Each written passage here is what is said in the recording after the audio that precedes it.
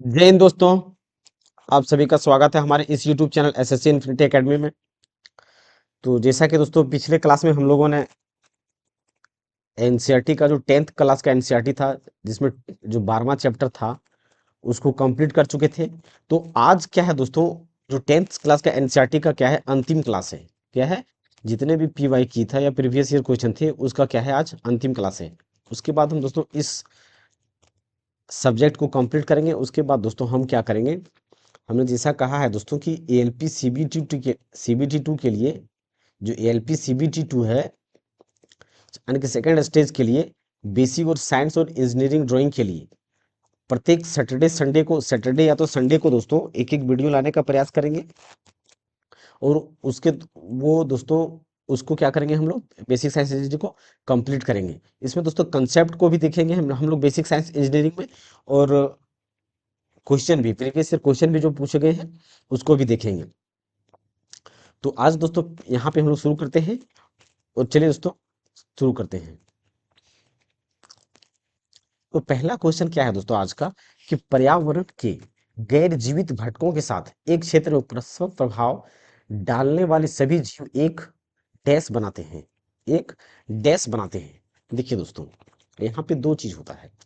एक क्या होता है, इकोलॉजी होता है, और एक तो इकोसिस्टम होता है। क्या होता है, इकोलॉजी होता है, और एक तो क्या होता है, इकोसिस्टम होता है। तो इकोलॉजी यानी कि दोस्तों पर्यावरण जो हमारा है होता है, वो पर्यावरण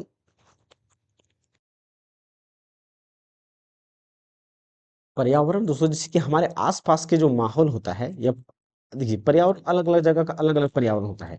जैसे कि अभी हम लोग का क्या है, ठंडा पर्यावरण चल रहा है। फिर कहीं पे अगर महाराष्ट्र पर तरफ चले जाते हैं तो उधर ज्यादा ना तो ठंड है ना ज्यादा गर्म है, तो उधर पर्यावरण कुछ अलग पर्यावरण है। तो पर्यावरण क्या होता है, अलग अलग जगह पर डिपेंड करता है। क्या होता है, डिपेंड करता है पर्यावरण। लेकिन यहाँ पे क्या बोला गया है कि पर्यावरण के गैर जीवित घटकों के साथ एक क्षेत्र में परस्पर प्रभाव डालने वाले सभी जीव एक डैश बनाते हैं, यानी कि पारिस्थितिकी तंत्र बनाते हैं, यानी कि इकोसिस्टम बनाते हैं। अब इकोसिस्टम क्या होता है दोस्तों, देखिए इकोसिस्टम में क्या होता है कि जैसे कि कोई सजीव वस्तु है, जैसे कि क्या है, इसमें इकोसिस्टम में क्या होता है, सजीव वस्तु भी शामिल होता है और निर्जीव वस्तु भी शामिल होता है। क्या होता है, सजीव और निर्जीव वस्तु भी शामिल होता है। सजीव को हम क्या बोलते हैं, जैसे कि जैविक बोलते हैं। क्या बोलते हैं, जैविक बोलते हैं। और निर्जीव को क्या बोलते हैं, अजैविक बोलते हैं। अजैविक बोलते हैं। और ये आपस में दोस्तों मिलकर के परस्पर क्रियाएं करते हैं। क्या करता है, मिलकर परस्पर क्रियाएं करते हैं। जैसे कि देखिए, जैविक की बात करें तो जैविक के अंदर कौन कौन से आ जाएंगे, पौधे आ जाएंगे, यानी कि पेड़ पौधे जितने हैं। फिर जानवर आ जाएंगे। फिर क्या हो जाएंगे, जानवर आ जाएंगे। उसके बाद दोस्तों अगर हम अजैविक की बात करें, अजैविक की बात करें तो अजैविक में हमारा क्या होगा, मिट्टी आ जाएगा, पानी आ जाएगा, मिट्टी आ जाएगा, पानी आ जाएगा, हवा आ जाएगा। तो ये सारे के सारे घटक मिल करके एक साथ परस्पर संबंध या को रिलेशन होते हैं दोस्तों, यानी कि आपस में एक दूसरे का काम होता है। तो ये क्या कहलाते हैं, इकोसिस्टम या तो पारिस्थितिकी तंत्र कहलाते हैं। पारिस्थितिकी तंत्र कहलाते हैं। हॉट स्पॉट क्या होता है दोस्तों, हॉट स्पॉट कहने का मतलब है दोस्तों, जैसे कि अभी कोरोना आया था पिछले 2020 या 19-20 में आया था कोरोना। तो जो कोरोना सबसे ज्यादा पीक पर कहाँ पर था, कोरोना जो आया था वो पीक पर आने की सबसे अधिक कहाँ पर था, सबसे अधिक जहां पर होता है, यानी कि कोई भी चीज जहां पर अधिक मात्रा में होता है उसे हॉट स्पॉट कहा जाता है। उसे क्या कहा जाता है, हॉट स्पॉट कहा जाता है। जहां पर पीक पर कोई भी चीज होता है, बीमारी हो, चाहे वायरस हो, चाहे चाहे टेम्परेचर हो, जो भी चीज पीक पर हो, तो वो क्या कहलाता है, हॉट स्पॉट कहलाता है। अगला क्वेश्चन दोस्तों, निम्नलिखित में से कौन सा घटक पारिस्थितिकी तंत्र का हिस्सा नहीं है, पारिस्थितिकी तंत्र का हिस्सा नहीं है। देखिए दोस्तों, अभी हमने क्या कहा कि पारिस्थितिकी तंत्र में क्या होना चाहिए, जीवित घटक यानी कि जैविक घटक भी होना चाहिए, और यानी कि जीवित और निर्जीव, सजीव और निर्जीव दोनों शामिल होना चाहिए, दोनों शामिल होना चाहिए। तो मिट्टी शामिल हो सकता है, शैवाल भी शामिल हो सकता है, और रेनफॉल भी। क्या दोस्तों प्लास्टिक का हमारे जीवन में कुछ जरूरत है क्या, नहीं है। क्या है, प्लास्टिक का हमारे जीवन में या पारिस्थितिकी तंत्र का कोई हिस्सा वो है ही नहीं, क्योंकि प्लास्टिक को दोस्तों ये किसने बनाया है, प्लास्टिक को बनाने वाला किसने बनाया? मनुष्यों ने बनाया, केमिकल के थ्रू से बनाया है, तो ये हम नहीं ले सकते हैं। हालांकि नेचुरली जो चीज एक साथ रहते हैं वो क्या कहलाता है? पारिस्थितिकी तंत्र या तो इकोसिस्टम कहलाता है। देखिए दोस्तों, अगर हम सबसे परिपूर्ण इकोसिस्टम की बात करें तो एक तालाब होता है। एक तालाब होता है जिसमें पानी भी होता है, मछली भी होता है, मिट्टी भी होता है, और जीव भी, यानी कि जीव भी होते हैं, पौधे भी होते हैं। तो एक परिपूर्ण पारिस्थितिकी तंत्र एक तालाब को हम कह सकते हैं। तो यहाँ पे किसकी हिस्सा नहीं है? तो प्लास्टिक क्या है दोस्तों? पारिस्थितिकी तंत्र का हिस्सा नहीं है। यानी कि जो प्राकृतिक रूप से होता है वो पारिस्थितिकी तंत्र का हिस्सा होता है, और जो प्राकृतिक रूप से नहीं होता है उसे हम हिस्सा उसका नहीं मानेंगे। निम्नलिखित में से कौन सा एक कृत्रिम पारिस्थितिकी तंत्र है? कृत्रिम पारिस्थितिकी तंत्र है। तो कृत्रिम, देखिए दोस्तों, अगर तालाब की बात करें तो क्या तालाब कृत्रिम होता है क्या? तालाब को आजकल दोस्तों, तालाब को हम लोग कृत्रिम रूप से बनाते हैं, लेकिन वो उसमें कोई जरूरी नहीं है कि आजकल के तालाब में पेड़ पौधे को रहते हैं, तो उसको हम नहीं कह सकते हैं कृत्रिम रूप से। कृत्रिम रूप दोस्तों जो मनुष्यों द्वारा बनाया गया है, मनुष्यों द्वारा बनाया गया है। तो क्या झील को कोई मनुष्य ने बनाया है? जैसे कि कोई बड़ा तालाब हो गया, तो क्या बड़ा तालाब को कोई मनुष्य ने बनाया है क्या? हाँ, बनाया है, लेकिन वो हर एक तालाब को नहीं बनाया है। लेकिन फसल क्षेत्र दोस्तों जितने भी हैं होते हैं, सारे फसल क्षेत्र को कौन बनाता है? मनुष्य के द्वारा ही बनाता है, यानी कि आर्टिफिशियल रूप से बनाया जाता है। तो यहाँ पे जो फसल क्षेत्र हो जाएगा वो एक आर्टिफिशियल या तो कृत्रिम हो जाएगा। क्या होगा? कृत्रिम हो जाएगा, क्योंकि किसने बनाया है? ये मनुष्यों के द्वारा बनाया गया है। तो फसल क्षेत्र एक क्या हो जाएगा? कृत्रिम पारिस्थितिकी तंत्र कहलाएगा। सभी हरे पौधे और जीवाणु जो प्रकाश संश्लेषण द्वारा अपने भोजन का संश्लेषण कर सकते हैं, किस श्रेणी में आते हैं? किस श्रेणी में आते हैं? देखिए दोस्तों, अब हम यहाँ पे बात करेंगे, तीन चीजें बात करेंगे। जो एक डायग्राम होता है ये कुछ इस प्रकार से होता है। एक फर्स्ट क्लास का, फिर सेकंड क्लास का, थर्ड क्लास का, और एक फर्स्ट क्लास का होता है। तो जो यहाँ पे फर्स्ट क्लास में जो होता है दोस्तों, उसको क्या कहते हैं? उत्पादक कहते हैं। उसे क्या कहते हैं? उत्पादक कहते हैं। और ये सारे के सारे क्या होते हैं? उपभोग होते हैं, यानी कि दूसरे को उपभोग करने वाले होते हैं। दूसरे को क्या होते हैं? उपभोग करने वाले होते हैं। यहाँ पे सब ये सारे के सारे क्या होते हैं? उपभोग, यानी कि कंज्यूमर होते हैं। तो यहाँ पर जो होगा वो क्या कहलाएगा? प्राथमिक उपभोक्ता। प्राथमिक उपभोक्ता, ये क्या कहलाएगा? प्राथमिक उपभोक्ता कहलाएगा। प्राथमिक उपभोक्ता, प्राथमिक उपभोक्ता, प्राथमिक उपभोक्ता, प्राथमिक उपभोक्ता। और ये द्वितीय, ये क्या कहलाएगा? द्वितीय, द्वितीयक या तृतीयक उपभोक्ता। ये क्या कहलाएगा? द्वितीयक उपभोक्ता, द्वितीयक उपभोक्ता, द्वितीयक उपभोक्ता। और अंतिम क्या हो जाएगा दोस्तों? ये तृतीयक उपभोक्ता कहलाएगा। क्या कहलाएगा? तृतीयक। ये क्या कहलाएगा? तृतीयक उपभोक्ता, तृतीयक उपभोक्ता, उपभोक्ता, उपभोक्ता। अब देखिए दोस्तों, यहाँ पे अगर हम बात करें तो देखिए यहाँ पे हमारा क्या होगा? जो इस, यानी कि जो इस, जो यहाँ पे प्राथमिक उपभोक्ता के अंदर की बात करें तो ये इसमें क्या आएगा? सिर्फ शाकाहारी जीव आते हैं। क्या आते हैं? सिर्फ शाकाहारी। और इसमें जो आते हैं, इसमें क्या आते हैं? मांसाहारी जीव आते हैं। इसमें क्या आते हैं? मांसाहारी जीव। तो इस पे क्या आता है दोस्तों? मांसाहारी आता है, इस पे मांसाहारी। और जो ऊपर वाला में आता है दोस्तों, सबसे ऊपर वाला जो क्या कहलाता है? सर्वाहारी कहलाता है। इसमें यानी कि सर्वाहारी जीव होते हैं। इसमें क्या होते हैं? सर्वाहारी जीव होते हैं। अब देखिए दोस्तों, यहाँ पे अगर एक चीज और हम लिखें, जैसे कि ये हमारा क्या आ गया? ये प्रथम श्रेणी का हो गया, पहला हो गया, ये दूसरा लेवल हो गया, ये तीसरा लेवल हो गया, ये चौथा लेवल हो गया। ये क्या हो गया? चौथा लेवल हो गया। लेकिन पहला लेवल में हमारा कौन होता है? उत्पादक होता है। दूसरा लेवल में क्या होता है? प्राथमिक उपभोक्ता। तीसरा लेवल में द्वितीयक उपभोक्ता। और चौथे लेवल पर कौन होता है? तृतीय उपभोक्ता होता है। अब शाकाहारी के अंतर्गत की बात करें दोस्तों, तो शाकाहारी के अंतर्गत कौन आता है? जैसे कि खरगोश हो गया। क्या आता है? खरगोश हो गया, या तो फिर बकरी हो गया। और जो उत्पादक के अंतर्गत की बात करें दोस्तों, तो इसमें कौन आता है? पेड़ पौधे आते हैं। कौन आता है? पेड़ पौधे। और मांसाहारी के अंतर्गत में दोस्तों इसमें कौन आता है? तो शेर आता है, फिर सांप वगैरह आता है। शेर हो गया, टाइगर, यानी कि जंगली जानवर जो शेर हो गया, टाइगर हो गया, सांप हो गया, या तो बाघ हो गया, इसके अंतर्गत आएगा। सांप हो, इसमें सांप भी आएगा। और जो अंतिम में होगा दोस्तों, उसमें क्या आता है, पक्षी आता है, पक्षी आता है। तो आजकल दोस्तों इसके अंतर्गत मनुष्य को भी हम रख सकते हैं, क्योंकि मनुष्य भी शाकाहारी और मांसाहारी दोनों जीव है, यानी सर्वाहारी है, सर्वाहारी है, सर्वाहारी है। अब देखिए दोस्तों, अब बोला क्या गया है, अब इसमें से दोस्तों अगर हम देखें तो क्या बोला गया क्वेश्चन में, कि सभी हरे पौधे और जीवाणु जो प्रकाश संश्लेषण द्वारा अपने भोजन का संश्लेषण कर सकते हैं, किस श्रेणी में आता है।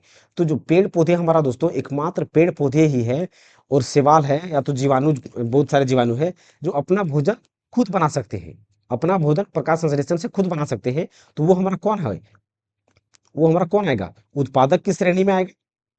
कौन आएगा, उत्पादक के, उत्पादक की श्रेणी में आएगा।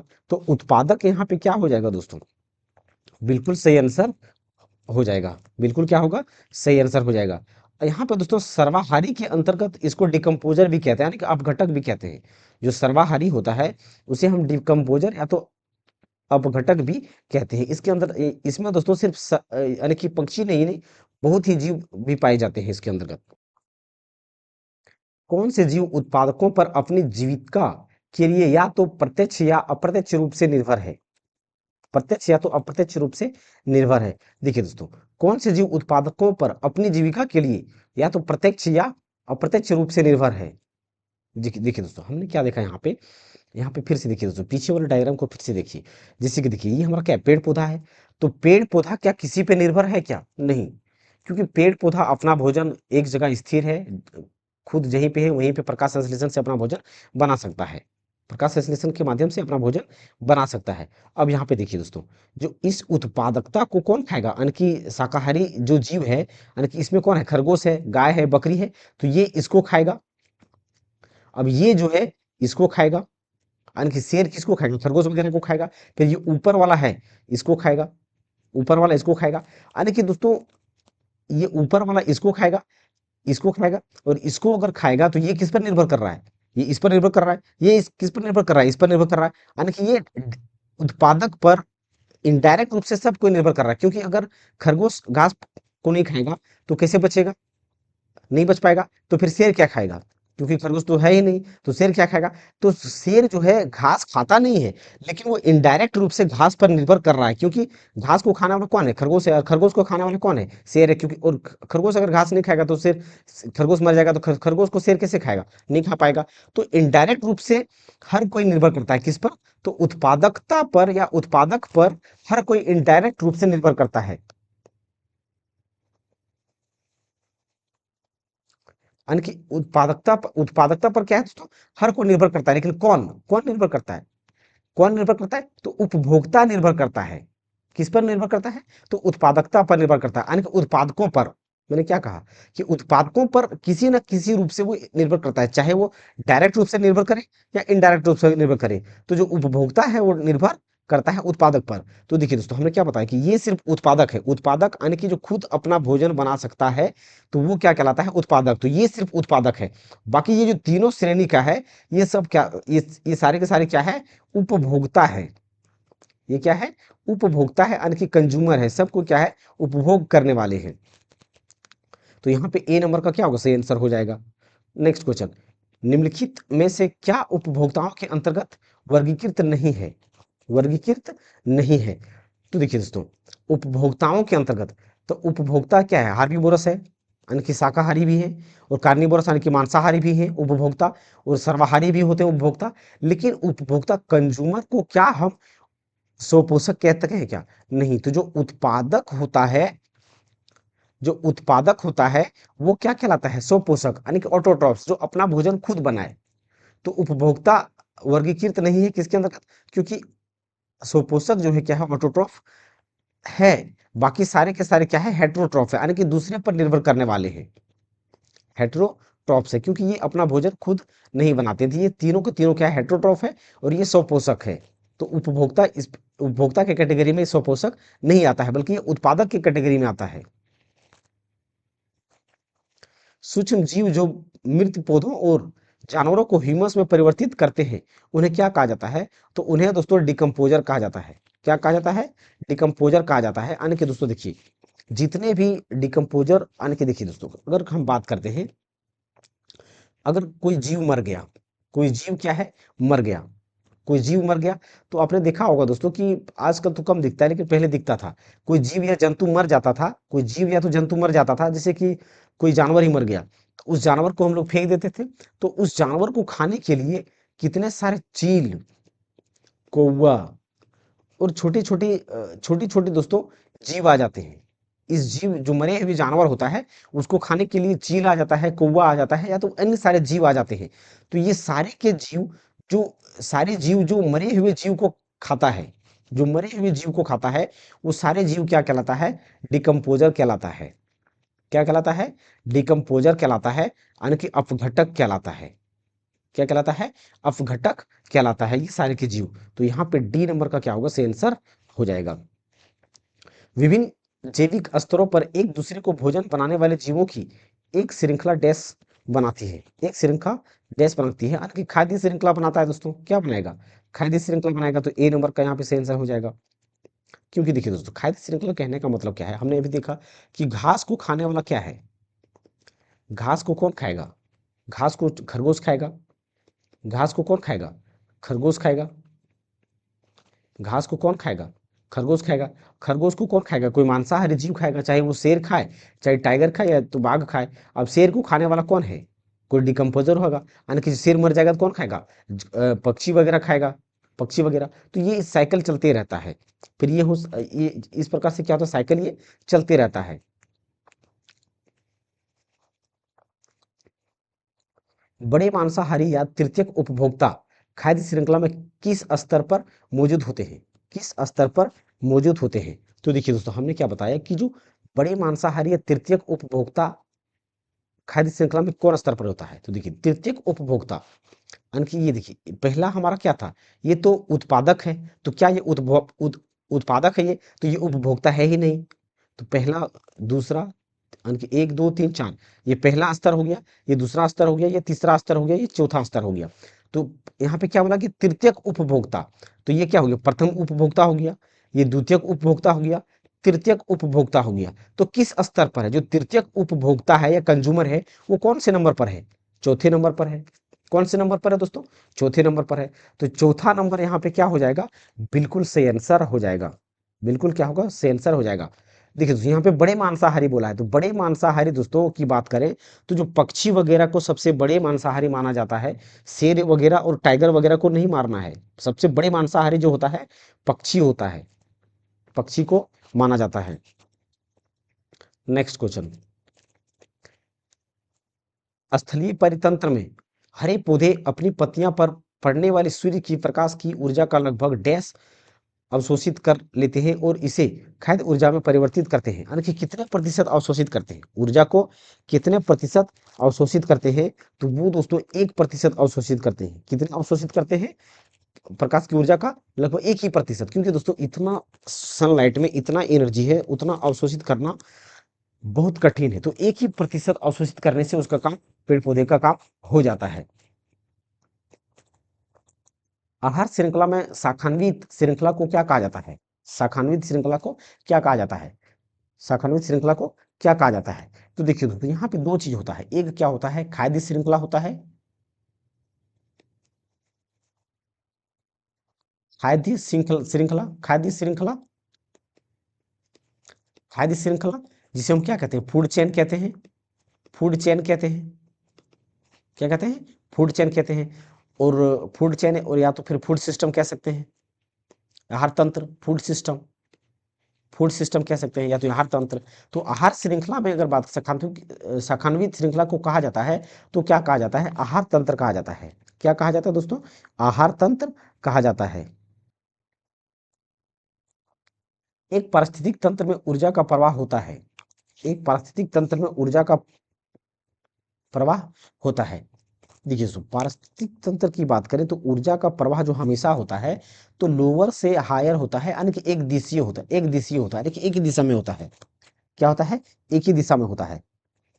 जैसे कि देखिए दोस्तों, यहाँ पे आहार जाल है, तो यहाँ पे होता ऐसा है दोस्तों कि अगर यहाँ पे अगर प्राइमरी स्टेज पर क्या होता है, 1000 कैलोरी का ऊर्जा अगर मिला, 1000 कैलोरी का ऊर्जा अगर मिला, तो यहाँ से जो ऊर्जा अगले स्तर पे यानी कि यहाँ पे अगर इतना ऊर्जा है, तो इस स्थान पर जो ऊर्जा होगा वो 1000 का क्या होगा, 10% आगे जाएगा। यानी कि 2 जीरो से 2 जीरो कट जाएगा, कितना यानी कि 100। यहाँ पे कितना ऊर्जा जाएगा, 100 ऊर्जा जाएगा। यहाँ पे ऊर्जा कितना मिला था, 1000।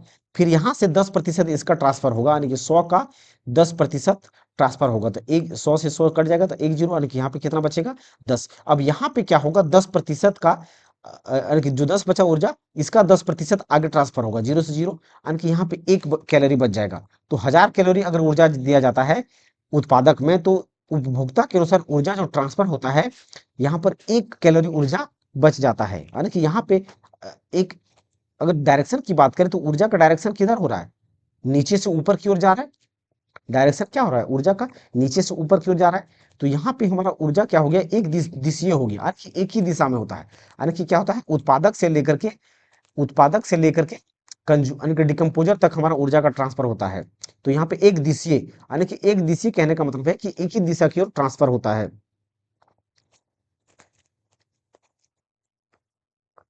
खाद्य श्रृंखला में दूषित पदार्थों या जहरीले रसायनों की वृद्धि को क्या कहते हैं, उसे क्या कहते हैं, तो प्रदूषण कहते हैं। नहीं दोस्तों, खाद्य श्रृंखला में अगर हमारा प्रदूषण होता है, कि प्रदूषण क्या है, वो हमारे वायुमंडल को प्रदूषण करता है, पानी को प्रदूषण करता है, जल को प्रदूषण करता है, हवा को प्रदूषण करता है। तो वो प्रदूषण हमारा क्या है, खाद्य पदार्थ के लिए इसे हम नहीं कहेंगे।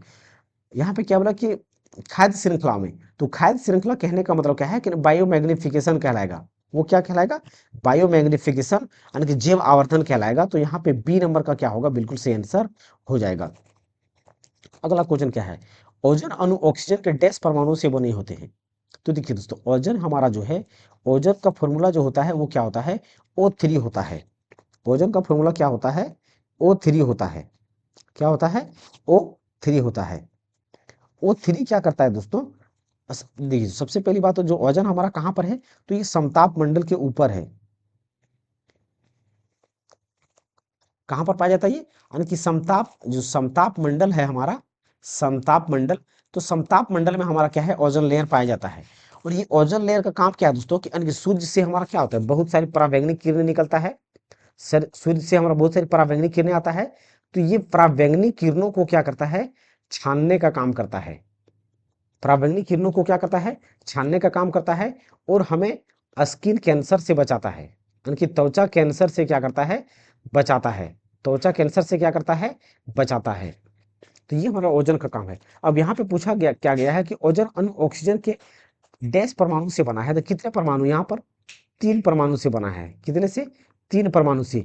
तो 3 यानी कि 3 कौन सा ऑप्शन में है, ए नंबर ऑप्शन में। तो ए नंबर का क्या हो जाएगा, बिल्कुल सही आंसर हो जाएगा। ओजोन परत पृथ्वी की सतह को सूर्य से आने वाली डैश से बचाती है। तो कौन बचाता है दोस्तों, यानी कि ओजोन हमारा किसको बचाता है, परावैंगनिक किरणों से बचाता है। तो यहाँ पे डी नंबर का क्या होगा, सही आंसर हो जाएगा। जीव जटिल पदार्थों को सरल पदार्थों में तोड़ने के लिए जीव जीव जैव उत्प्रेरक का उपयोग करते हैं। इन जैव उत्प्रेरक को डैश कहा जाता है। जैव उत्प्रेरक को डैश कहा जाता है, यानी कि दोस्तों इसे क्या कहा जाता है, एंजाइम का काम क्या है दोस्तों, हमारा किसी भी भोजन को हम करते हैं, जैसे कि हम पाचक एंजाइम की बात करें, हमारे शरीर में क्या होता है, लाइपेज, एमाइलेज, ट्रिप्सिन, पेप्सिन, ये सारे के सारे एंजाइम हमारे शरीर में पाया जाता है। तो जो भोजन हम करते हैं, उस भोजन को तोड़ने का काम करता है। क्या करता है, तोड़ने का काम करता है। तो एंजाइम हमारा क्या होगा, यहाँ पे सही आंसर हो जाएगा। वे पदार्थ जो जैविक प्रक्रियाओं द्वारा अवघटित होते हैं, डैश कहलाते हैं।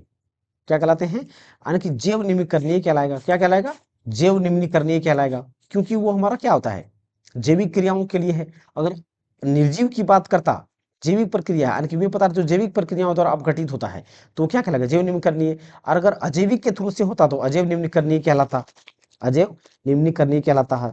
निम्नीकरणीय कहने का मतलब क्या है दोस्तों, कि हमारे जितने भी जो जीवित पौधे होते हैं, जो जीवित होते हैं, जीवित जीव, जैसे कि जीवित कोई जीव मर गया, कोई जीवित, देखिए अगर हम बात करें जीवित जैव निम्नीकरणीय कहने का मतलब क्या है, कोई जीव या तो जानवर मर गया, कोई जानवर या तो जीव मर गया और उसे फेंक दिया गया। तो इस जीव को, इस जानवर मरे हुए शव को या तो जीव को बहुत सारे छोटे छोटे सूक्ष्म जीव, बहुत सारे सूक्ष्म जीव क्या करता है, इसे अपघटन के माध्यम से खत्म कर देता है। अपघटन के माध्यम से क्या करता है, खत्म कर देता है। यानी कि किसी भी पदार्थ का सूक्ष्म जीव द्वारा डिकम्पोज करना, सूक्ष्म जीवों द्वारा डिकम्पोज करना, वो क्या कहलाता है, जैव जैव निम्नीकरणीय यानी कि बायोडिग्रेडेबल कहलाता है। और अगर किसी को जमीन में गाड़ दिया हमने, तो उसमें किसी भी प्रकार का क्या हुआ, डिग्रेडेबल जो हो रहा है, निर्जीव के थ्रू से हो रहा है, यानी कि मिट्टी के थ्रू से हो रहा है, तो वो अजैव निम्नीकरणीय कहलाएगा, यानी कि नॉन बायोडिग्रेडेबल डिग्रेडेबल कहलाएगा। नरम मिट्टी से बने डिस्पोजल कप का उपयोग हतोत्साहित किया जाता है, क्योंकि क्योंकि देखिए दोस्तों, अगर हम यहाँ पे बात करें, क्या बोला गया है कि नरम मिट्टी से बने डिस्पोजल कप का उपयोग हतोत्साहित किया जाता है, क्योंकि ये स्वच्छ है। नरम मिट्टी की कुल्हड़ से बने डिस्पोजल कप, यानी कि देखिए दोस्तों, अगर हम बात करें यहाँ पे नरम मिट्टी कुल्हड़, यानी कि जो बने डिस्पोजल कप, दो चीज होता है दोस्तों। जैसे कि हम चाय पीने जाते हैं, अगर हम चाय पीने जाते हैं दोस्तों, तो एक क्या होता है, हमें डिस्पोजल का गिलास दिया जाता है, डिस्पोजल कप मिलता है। तो डिस्पोजल कप होता है, अरे क्या होता है, कुल्हड़, मिट्टी का कुल्हड़ कप होता है। तो जो कुल्हड़ कप होता है, कुल्हड़ कप क्या हमारे, जो कुल्हड़ कप होता है या तो मिट्टी का जो बना होता है, क्या वो हमारे मिट्टी या भूमि या जमीन के लिए नुकसान है क्या? तो ये नुकसानदायक नहीं है, ये नुकसान नहीं करता है। लेकिन डिस्पोजल कप क्या है, हमारी मिट्टी के लिए ये नुकसान पहुंचाता है, हमारी मिट्टी को क्या करता है, ये नुकसान पहुंचाता है, क्योंकि डिस्पोजल डिकम्पोज नहीं होता है। और जो कुल्हड़ वाला मिट्टी है, वो तो मिट्टी का ही बना हुआ था, वो तो डिकम्पोज हो जाता है। तो डिस्पोजल हमारे मिट्टी के लिए नुकसानदेह होगा। तो क्या ये, यानी कि डिस्पोजल ग्लास हमारे ये स्वच्छ है? बिल्कुल नहीं है। ये गैर अवकर्मणीय पदार्थों से बने होते हैं। गलत दोस्तों। बड़े पैमाने पर इन्हें बनाने से उपजाऊ मिट्टी का नुकसान होगा। तो यहाँ पे दोस्तों सी नंबर का बिल्कुल सही आंसर हो जाएगा। चाय का स्वाद अच्छा नहीं होगा, स्वाद पर दोस्तों कोई प्रभाव नहीं पड़ेगा, लेकिन ये सी नंबर का यहाँ पे सही आंसर हो जाएगा। निम्नलिखित में से कौन सा एक खाद्य श्रृंखला में पोषक स्तरों की संख्या को सीमित करता है, संख्याओं को सीमित करता है? तो दोस्तों वो हमारा क्या, भोजन की कमी में? बिल्कुल नहीं। प्रदूषित वायु? बिल्कुल नहीं। कि उच्च पोषक स्तरों पर उपलब्ध ऊर्जा में कमी? ऊर्जा में कमी, अभी हमने क्या देखा दोस्तों, कि जितने ऊपर स्तर पे हम जाएंगे, उतने ही ऊर्जा का क्या होता है, प्रमाण कम होता है, क्योंकि 10-10% के माध्यम से ऊर्जा का ट्रांसफर होता है। इसे लेंडमान थ्योरी भी कहते हैं दोस्तों, क्योंकि लेंडमान साहब ने बताया था कि एनर्जी का ट्रांसफर जो होगा 10-10% ऊपर ट्रांसफर होता जाएगा। अगला क्वेश्चन, निम्नलिखित में से किसके अनुसार क्लोरोफ्लोरोकार्बन यौगिकों के साथ साथ अन्य ओजोन क्षयकारी रसायनों के उपयोग पर प्रतिबंध लगा दिया गया है? तो देखिए दोस्तों, एक हमारा क्या है, इंपॉर्टेंट होता है यहाँ पे दोस्तों, क्योटो प्रोटोकॉल। क्या है? Kyoto protocol. तो क्योटो प्रोटोकॉल के अनुसार दोस्तों, देखिए दोस्तों, सबसे पहली बात दोस्तों, ये जो क्योटो प्रोटोकॉल है, ये कब हुआ था? तो ये 1987 में हुआ था। कब हुआ था? 1987 में। क्योटो क्या है दोस्तों, एक जगह का नाम है। क्या है? एक जगह का नाम है, जो पर्यावरण को बचाव के लिए एक सभा या तो प्रोटोकॉल या तो मीटिंग किया गया था। तो इसके मीटिंग किया गया था, वो कब किया गया था? 1987 में किया गया था। और इसमें ओजोन क्षयकारी से ओजोन को बचाने के लिए एक सम्मेलन किया गया था। तो ये सम्मेलन कब किया गया था? 1987 में किया गया था। तो यहाँ पे बी नंबर का क्या होगा, बिल्कुल सही आंसर हो जाएगा। तो यहाँ पे दोस्तों ये टॉपिक भी हमारा क्या होता है, कंप्लीट होता है। तो आई होप दोस्तों आप सभी को ये वीडियो अच्छा लगा होगा और हेल्पफुल मिला होगा।